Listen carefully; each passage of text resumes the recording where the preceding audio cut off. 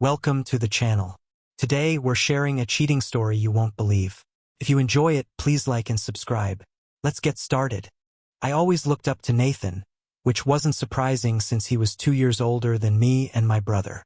When he turned 36, he started feeling pain under his arms and a tight feeling in his throat. Since he'd never been seriously sick before, Nathan tried to shrug it off, thinking it would go away. But after 4 months, the pain didn't stop, and the tightness in his throat got worse. It was his wife, Hannah, who finally persuaded him to see a doctor on the small island we called home.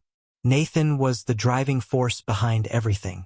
He had spent 6 years on the mainland completing his education, and then took an additional year to explore parts of the world he had always dreamed of visiting. During that year-long journey, he met and fell in love with Hannah. The day Nathan returned with his beautiful Scottish bride, every island woman and girl was left heartbroken. It was said that in the week following his return, more island girls lost their virginity than in any other year. Many had been saving themselves, hoping Nathan would choose them as his bride. It was also rumored that the boys and men who were the lucky recipients of these virgin gifts had to endure torrents of tears and anguished wails during those first encounters. I had received numerous offers to be a second choice for some of those girls, but I politely declined each one, unwilling to be a mere substitute for Nathan. I longed to find someone who would want me as her first choice, not as a consolation prize. 10 years later, I was still searching. The doctor was concerned enough about his initial findings that he sent Nathan for further testing on the mainland. Nathan spent 2 weeks at Brightfield Medical Center undergoing a full range of diagnostic exams. In the end, the doctors all agreed on his diagnosis, allowing him to return to the island to settle his affairs. After our father passed away, Nathan inherited the island. He owned everything lock, stock, and barrel, free and clear. Our father had always told us that we, as a family, owned the island in a sort of unofficial trust, a partnership that was implicit rather than legally binding. We were caretakers of the island, and ownership was more of a legal formality than a reality. When Nathan returned to die, there were 690 souls living on the island. Word of Nathan's condition spread quickly, throwing the island into chaos. Uncertainty breeds fear, and this fear led to heightened emotions and panic. When our father died, everyone accepted that Nathan would take over, and there was only the sadness of his passing. However, with the news of Nathan's imminent death, the residents were anxious about the impending changes. Rumors swirled that Hannah planned to sell the island and move back to Ireland with their 2 young children, Ethan and Clara. I didn't see Nathan for several days after his return. I knew he wanted to spend time with Hannah and the kids. I walked the windward side of the island, my head down and chin tucked in, dealing quietly with the loss I already felt. My parents had only been able to have 2 children before my mother drowned in a sailing accident when I was 2. My father never remarried, and we were raised by the women of the island. Nathan and I were welcomed into every home and felt as though we belonged to a vast extended family. It never struck me that we were the island's royal family until the week our father passed. As I wandered among the dunes and washed up debris, I couldn't help but wonder what I would do if Hannah sold my birthplace. I had never left the island because everything I desired was already there for me. I never applied myself in school because Nathan was already managing that diligently, pursuing a rigorous course of study. He was being prepared for the role he would one day inherit.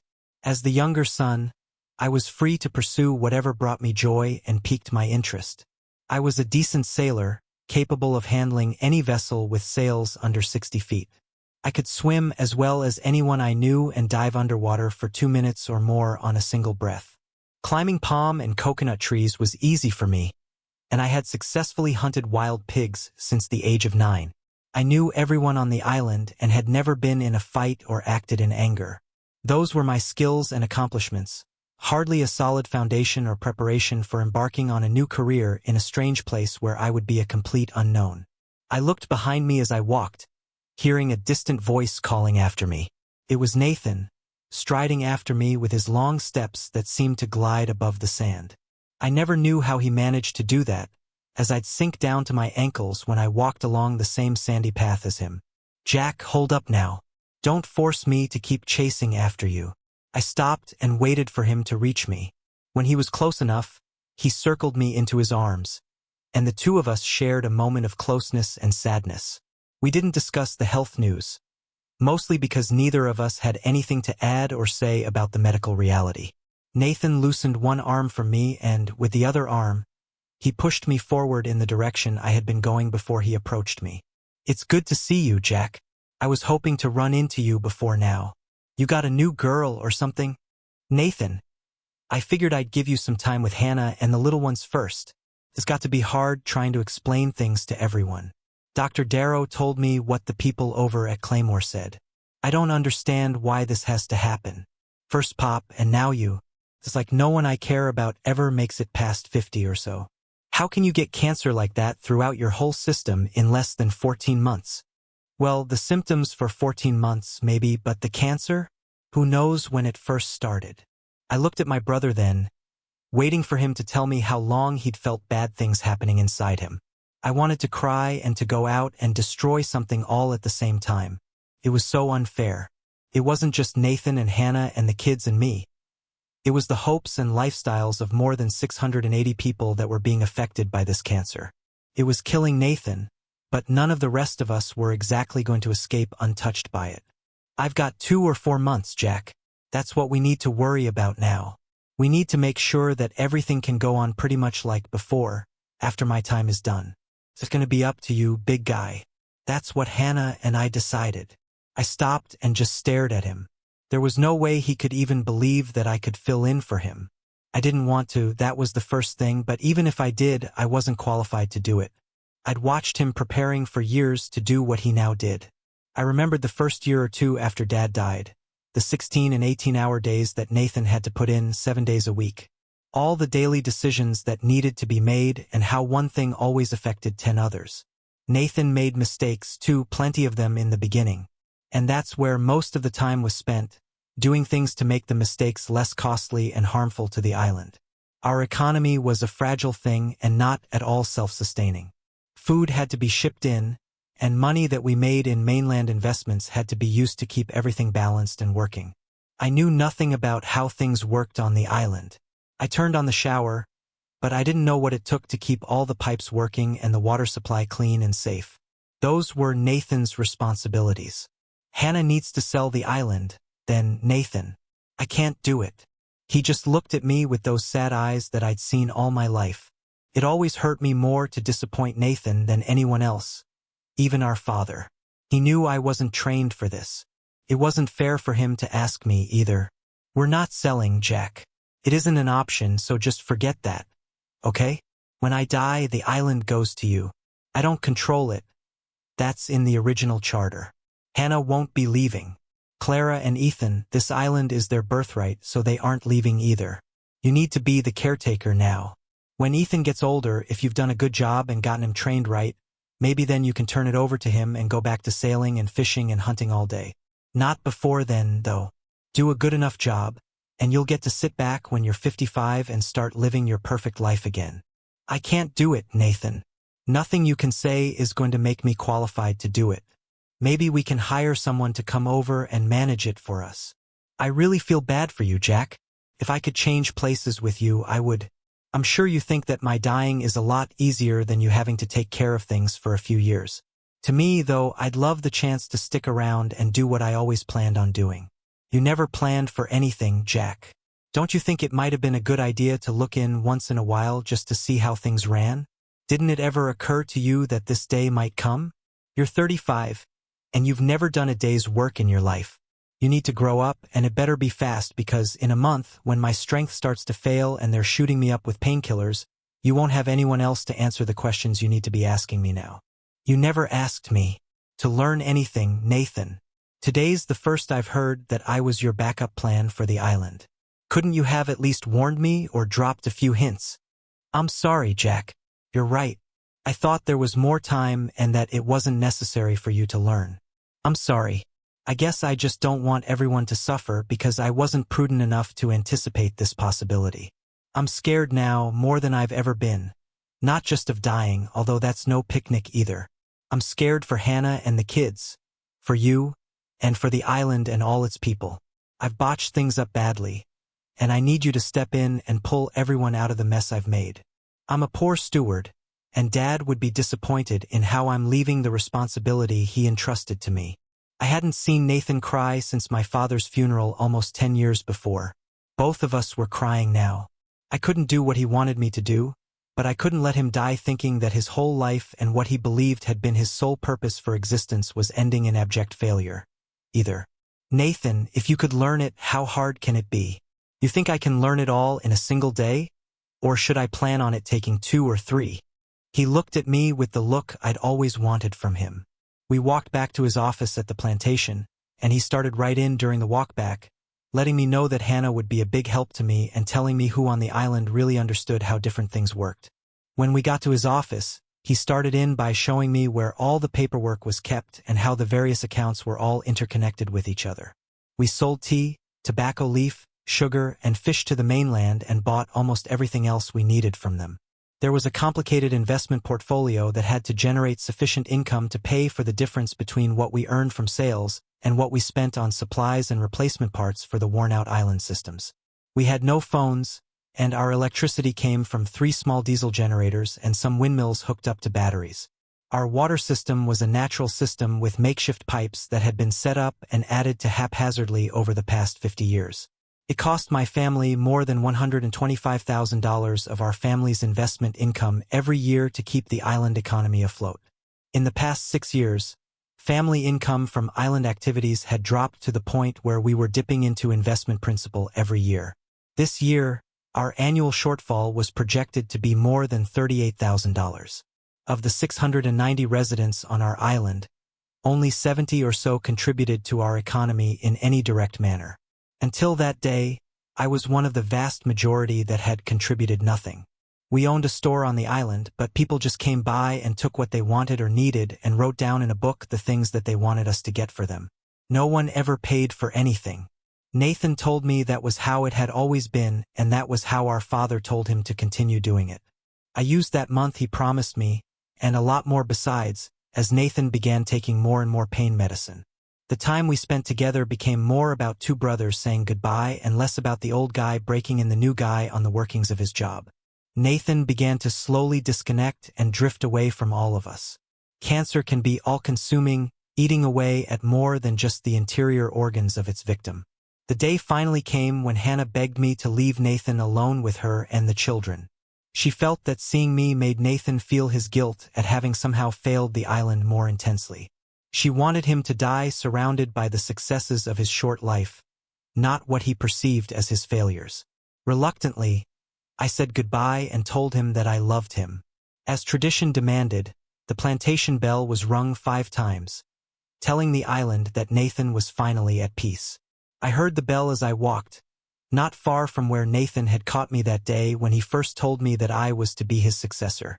I dropped to my knees and finally let out my own anger and my own very real fear of failure.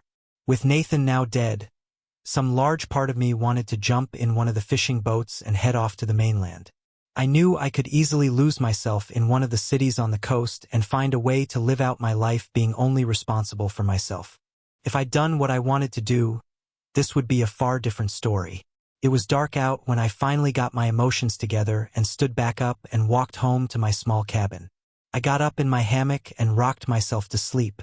Life on the island for me had always been so simple. I fished and hunted and walked all over, watching to see what everyone else was doing. When I got hungry, I went to someone's house, and they fed me and gave me something to drink. In 35 years, no one had ever turned me away. I would take my fish and bring them to houses and divide the catch-up among the people who fed me. The same held true for any wild pig that I killed. I often helped people trap sea turtles and harvest the delicious sea turtle eggs when they were laid and covered on the beach. Coconuts, mangoes, pomegranates, bananas, and other fruits could be picked from the trees while I was walking around. I knew who liked what and would often drop things off as I walked by. Rock lobster was something I had to dive for, but I knew all the places where they could be found and was always ready to go for a quick dive. When Nathan died, my perfect island lifestyle died with him. We buried him next to my father and near the headstone we'd put up for my mother when she drowned and her body wasn't found. Tradition dictated that I needed to speak at every island funeral now. Nathan's funeral was my first official act as the new owner. I said some words and spoke of what Nathan had meant to me and about how he always wanted to do his best for the island. I told the people that Nathan had been the last of the traditionally trained owners and that I would be flying without a compass or any training to speak of. I ended by telling them all that there would be big changes coming and that they better get prepared. After the funeral, I walked Hannah and the kids back to the plantation, and then I turned to head back to my cabin. "Where are you going, Jack? Your place is here now. I've moved all of our things out of the big room.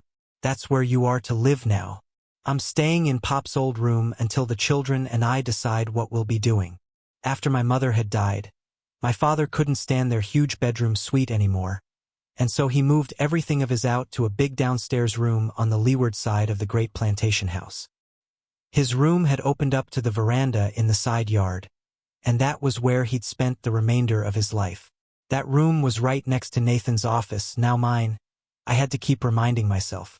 I had planned to use Pop's old room myself on nights when the weather was bad and I didn't feel like walking back over to my cabin.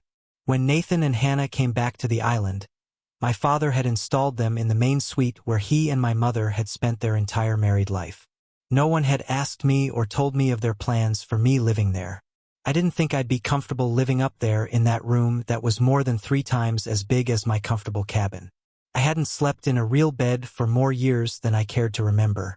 I didn't think that it was a good day to upbraid Hannah for being presumptuous about dictating where I was to sleep. I knew that I could hang my hammock out on the upstairs balcony anyway. My parents had a hammock out there for many years, and my father had left it when he moved out of the room. It was gone now, but I could get another or make a new one if I had to. I went upstairs after telling the family good night and found that someone had packed up most of my things in wooden boxes and carted them over from my cabin. My old hammock was on top of one of the boxes, and it only took me 10 minutes to plait a braid that extended the hammock to fit the 2 large hooks that stretched across the veranda railing's 6x6 support beams. It was a little lower than I was used to, but it would serve unless a rain squall came in from the east. Luckily, that was very unlikely for another 6 months. I slept out on the balcony, comfortable enough considering that it was the first time I'd been back sleeping in the plantation since I was 12 years old. My father hadn't believed in being too controlling of his children, especially with me. He pretty much let me make my own living and eating decisions as long as I reported in to either him or Nathan at least a couple of times each week. In the 12 years before his death, I couldn't remember my father ever needing to come looking for me. I would see him almost every day anyway because the island wasn't that large and because I made it a point to see a lot of the island every single day. I may not have done much that was productive, but I made sure that everyone knew that I was still around and willing to pitch in if needed. I came downstairs at about 7 the next morning and went into the owner's office for the first time. I sat down at Nathan's desk and swiveled in his chair. I was 4 months shy of my 37 RD birthday. I stood at about 6 feet 1 inch and weighed somewhere near 195 pounds. Could read and write and do sums to at least a 10th grade level. There wasn't a single paper in the owner's office that I'd ever signed myself, not a contract or agreement that I'd ever approved or ratified, but by some process that I still didn't understand and knew that I had never really agreed to, I found myself responsible for everything on the island. My island now and my responsibility too. I wasn't qualified by either skill or temperament for the job I found myself filling, but I would do my best and hope that a combination of luck and willing, knowledgeable advisors would see me through until Ethan was ready and able to take over for me. My goal was simple. I wanted to keep the island afloat financially until then, and I'd try to see that everyone here could go about their normal lives, able to live like we'd all lived for the past 100 years or so on this beautiful, serene island of ours. When I saw the double doors to my father's old room open sometime within that first hour that I was sitting in Nathan's chair, I was caught up in the sight that Hannah gave me as she stood between me and the morning light, wearing a thin white nightgown with the strong sunlight behind her. I could plainly see the outline of her body underneath her gown. She was a gorgeous woman, although caring for Nathan in the last days of his illness had taken its toll. Her clear, fair complexion and wonderfully toned body were on full display. I'd always marveled at Nathan for summoning the confidence to have ever approached the Scottish goddess. Never more so than when I saw her standing there in that light, posing for me, both of us knowing that this was a deliberate act on her part. It constituted an unequivocal offer, I was sure. It appeared that my beautiful sister-in-law had made a momentous decision about her own future and about the futures of her children as well. I found myself wondering whether it had been her decision or something that Nathan had pressed upon her. I had never been with a woman. This was a decision that I had made on my own. Over the years, I'd had many opportunities, but I'd never given in to my desires and cravings. I'd carried a vision of what I wanted in a woman. Hannah, silhouetted in that sunlight, surpassed that vision in almost every aspect. I felt myself fully excited at the same time I was determined that I would do nothing to dishonor either her memory of Nathan or the high regard I held both of them in. I stood up from my chair, knowing that my excitement was plainly visible. I bowed slightly in her direction, acknowledging her even though I couldn't trust my voice to speak to her right then. I walked outside and went looking for a morning meal. Surely Hannah knew that this was going to complicate my situation at a time when I was already overwhelmed.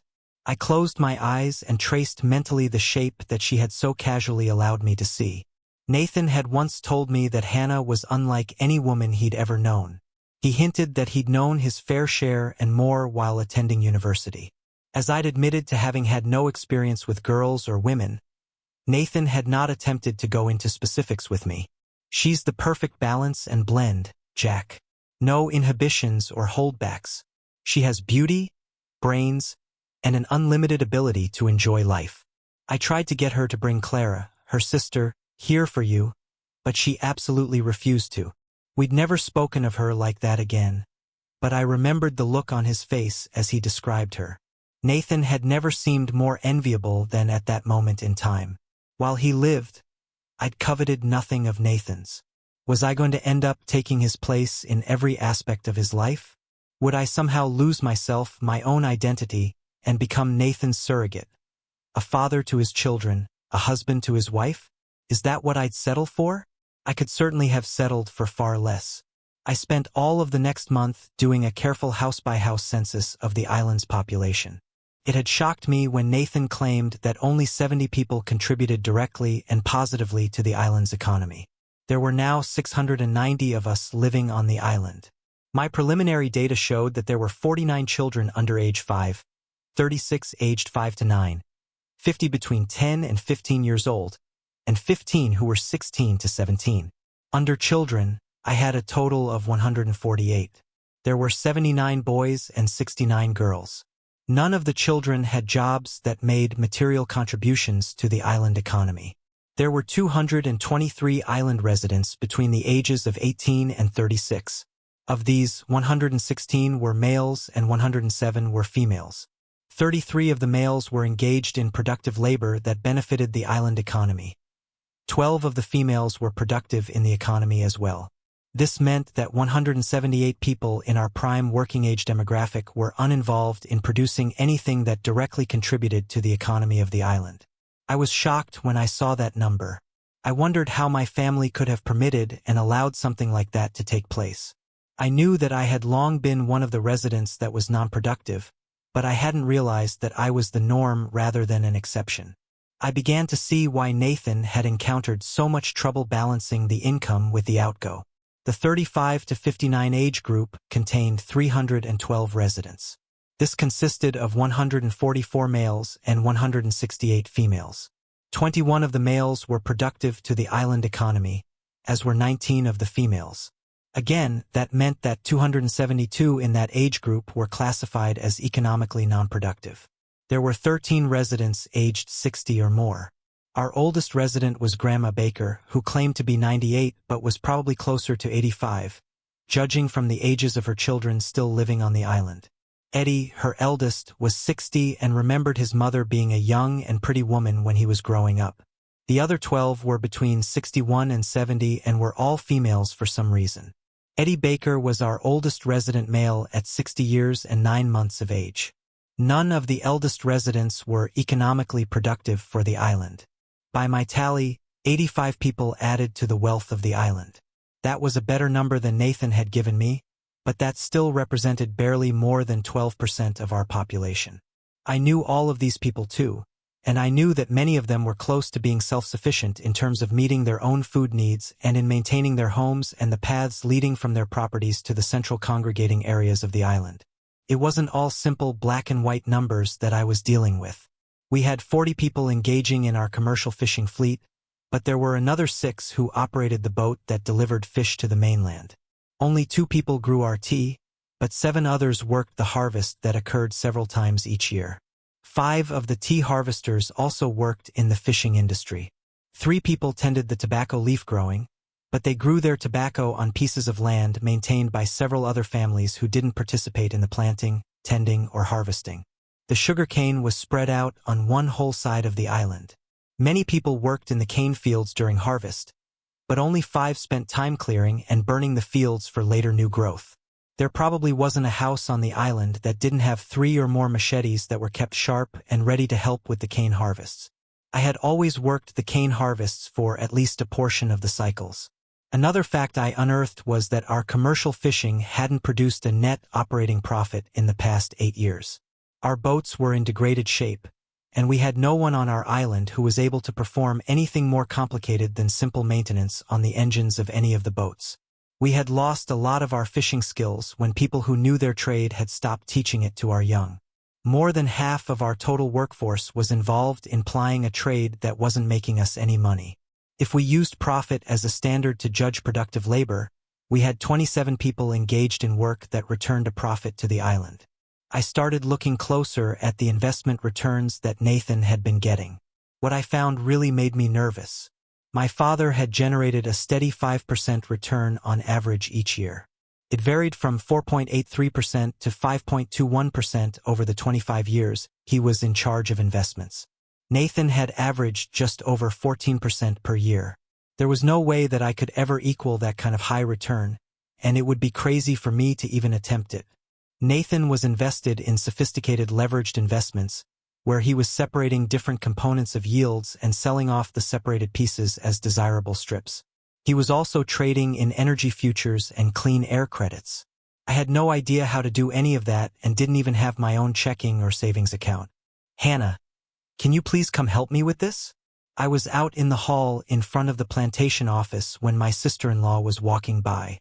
I showed her the notes I had made detailing Nathan's annual income yields and asked her if she knew how he'd managed to perform so well year after year. "That's what he studied in school, Jack. Finance was his main field of study, you know. He was always most confident about that aspect of his stewardship. To him, none of the rest of it made any financial sense. He said it was just as well that we grew tobacco leaf for cigars since we were more communistic than Fidel in Cuba." "Have you figured out about the fishing business yet?" "You mean that it loses money every year?" "Yeah, I figured that out too. At least we make money with the cane and the tea and the tobacco leaf." "Nathan wanted me to tell you that you need to keep the fishing fleet going, though, because it produces a tax write-off greater than its cash losses." Nathan offset all of the gains from the agriculture by the paper losses on the fishing. He said that we eat a lot of the fish that are caught, and they don't count against us as income. Also, the diesel fuel for the fleet is used to power the island generators. Without the fishing, we wouldn't have electricity when we need it. Some of the batteries for the windmills are also part of the fishing fleet components. All of this information made me realize that I had to get greater detail before I could start making meaningful decisions about island economy changes. Well, at least I had a better handle on who wasn't working and producing for the island. The next day, I rode to the mainland when they delivered our fishing catch to the cannery. It was my first time on the mainland, and I'd only ever been to 3 or 4 other small islands before, and that had been when I was out sailing with my father. It was somewhat intimidating seeing how big the city was where we landed, and it only had a population of 75,000. I wondered what Los Angeles or Chicago looked like. I went to the unemployment office there and signed up to talk with a counselor. When I explained why I had come to see him, he thought that I was crazy. I assured him that all of the island inhabitants were U.S. citizens and showed him the part I'd read from one of their pamphlets about training programs for the chronically unemployed workers. He took me over and introduced me to a nice lady who was his supervisor. She listened politely to what I had to say, taking notes from time to time, and then told me that they would send out a team to verify my claims on the island. I offered to transport her team round trip for $400, and that included a 2-night stay at the plantation. She told me that she'd have to get back to me about that. I gave her our mainland post office box and told her that we only picked up our mail on Thursdays and Saturdays when our fleet delivery boat was in the city. I hurried back to the cannery dock and could see that everyone had been waiting around for me to get back aboard. I didn't get back to the plantation until after 10 that night. I was hungry when I got in and had to knock on Hannah's bedroom door to ask her where some food was that wouldn't cause a problem for me to eat. She got up and made me 2 ham and grilled cheese sandwiches. When she put them down in front of me, I thanked her and bit right into one of them. It was good, and I told her so. She told me that it had been one of Nathan's favorites when he needed to stay up and work late. How did you like the mainland, Jack? Was it truly your first time going there? She sat down at the table with me, and I told her what I'd seen and done over there. After I told her what I had been trying to get accomplished with the unemployment office, Hannah laughed and clapped her hands together. When I told her that I had offered transportation and lodging for $400, I was afraid she would cough up a lung as hard as she was laughing. It took only 2 weeks before the team made arrangements with us to transport them out to the island so that they could conduct field interviews for skill training placements for 310 of our residents. I selected the 310 that I wanted interviewed and explained to all of them what we were doing and why it needed to be done. I wanted some of our residents to learn new and hopefully valuable skills, but I also wanted to take full advantage of the money that the government was willing to spend to train and retrain workers who came from certain categories of the labor force. I had farm workers, cane harvesters, displaced fishermen, and tobacco industry workers. All 3 of these categories of workers were entitled by federal mandate to training and either extended unemployment benefits or training living allowances. I had several buildings that were currently unused that could be leased to the government and used for training, and 9 unused bedrooms in the plantation house that I could rent out nightly to teachers and program administrators.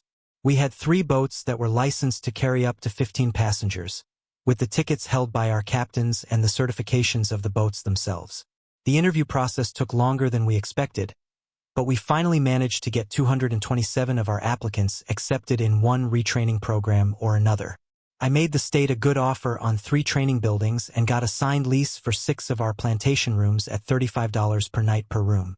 We served 3 meals per day, and they cost $20 a day.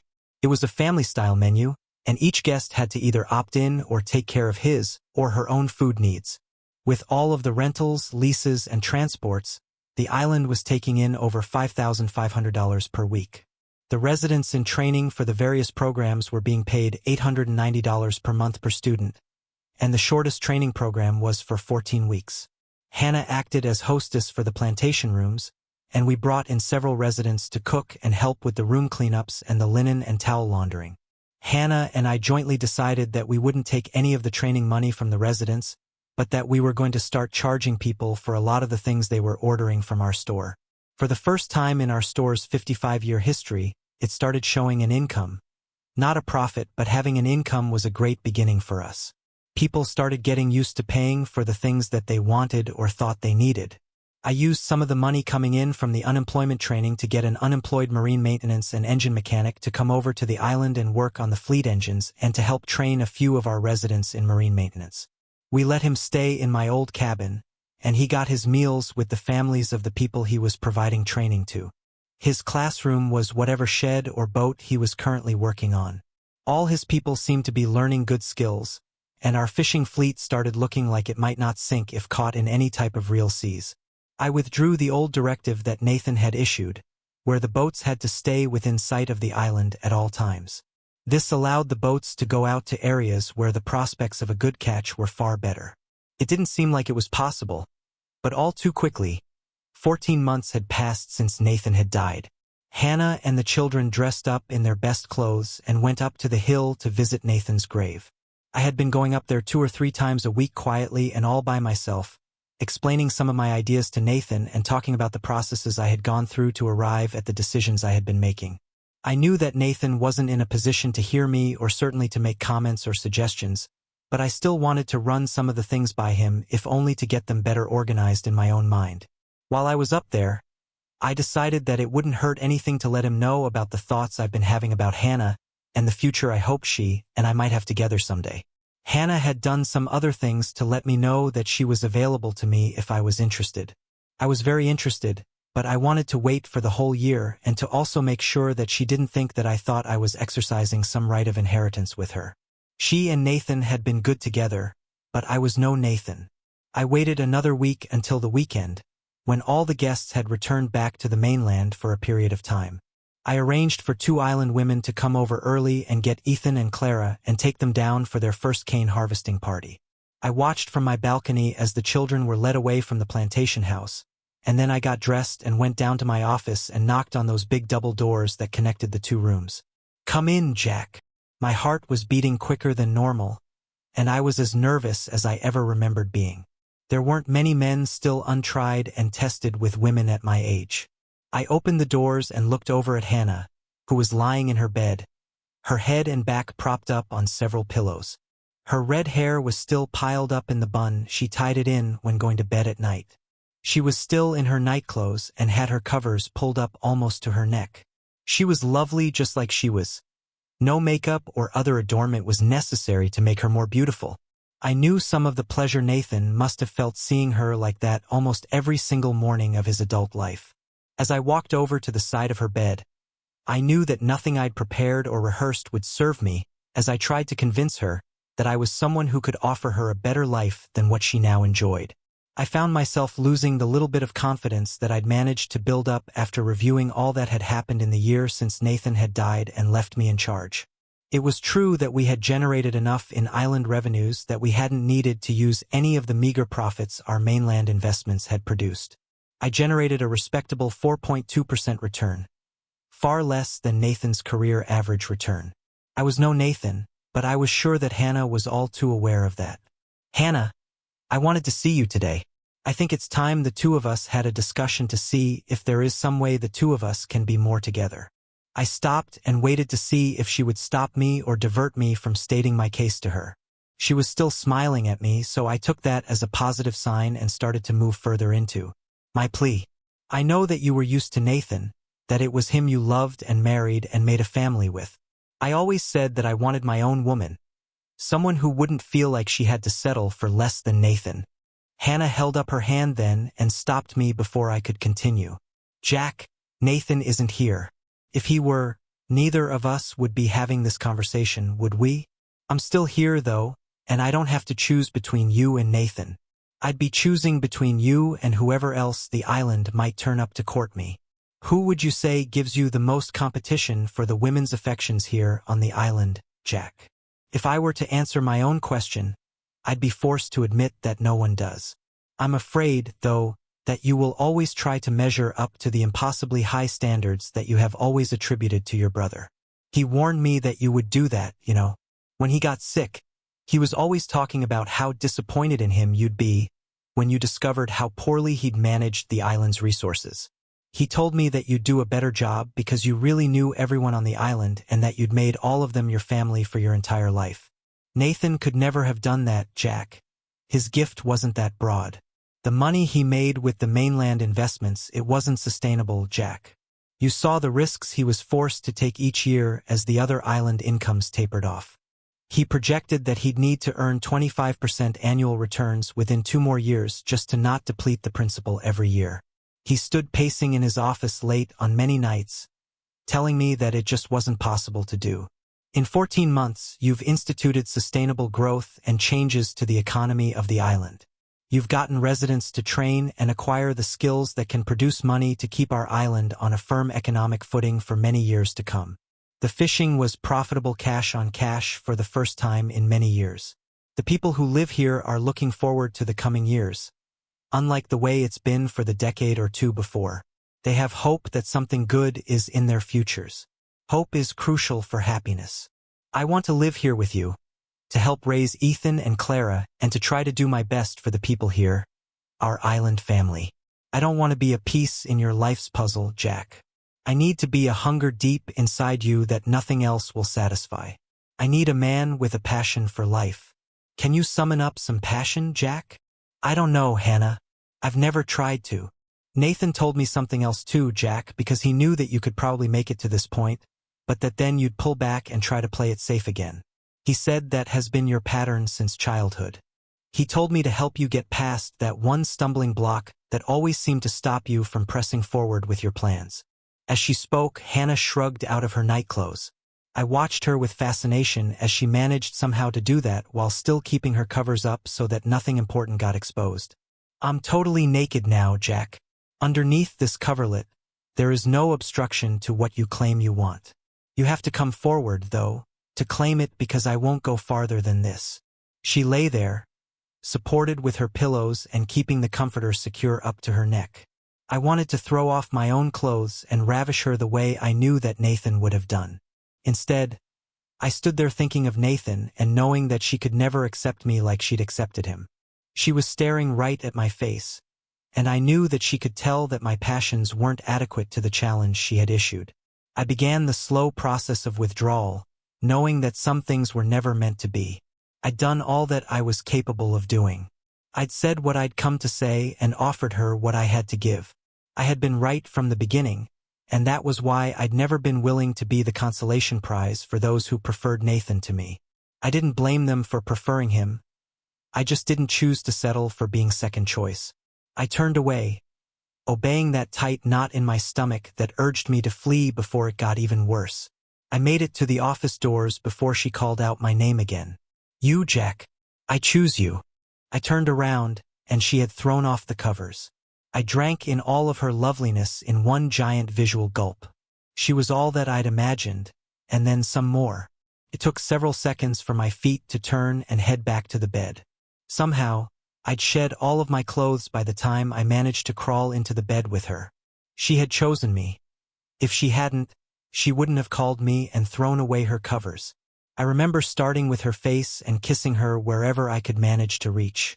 I fumbled, I'm sure, not knowing where to pay attention to next. I allowed myself to act and react, forgetting for a time that I had no real idea about how I needed to proceed. She guided me throughout, though it was my instincts that truly led the way as I found myself completely lost in her. I gave her the passion she desired, more than I even knew I had to give. There wasn't any way that I could do what I needed to do and still continue breathing.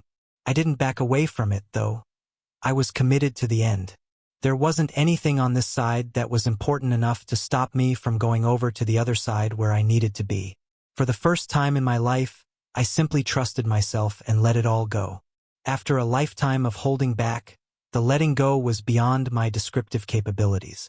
When I had finished letting go, I knew that I'd be able to do it again now that I'd once discovered how to do it. I love you, Hannah. Thank you for your gift. That was the morning I received Nathan's legacy. He had started planning it for me soon after he found out that he was dying. Somehow, he knew that I would always need that big push. His dying pushed me, and then Hannah took that last necessary push to get me to see that I was the one who kept setting up the barriers that no one could ever knock down. She was all that he told me she was, and she made me more than I thought I'd ever be.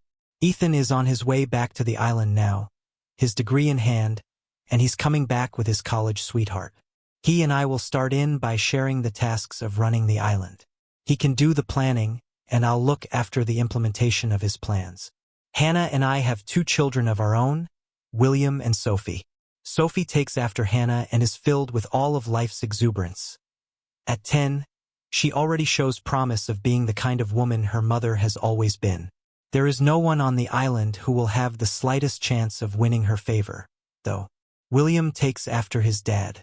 He rummages around the island, getting into everything he can find. He moved into my old cabin when he was 11, and we only see him in passing when he's going to or coming from another island adventure. Hannah doesn't worry about him, and she has the highest of hopes that he'll one day assist Ethan in the caretaking roles that are too much for any one person to handle. I'm starting to think about taking Hannah and Sophie up to Los Angeles one of these days.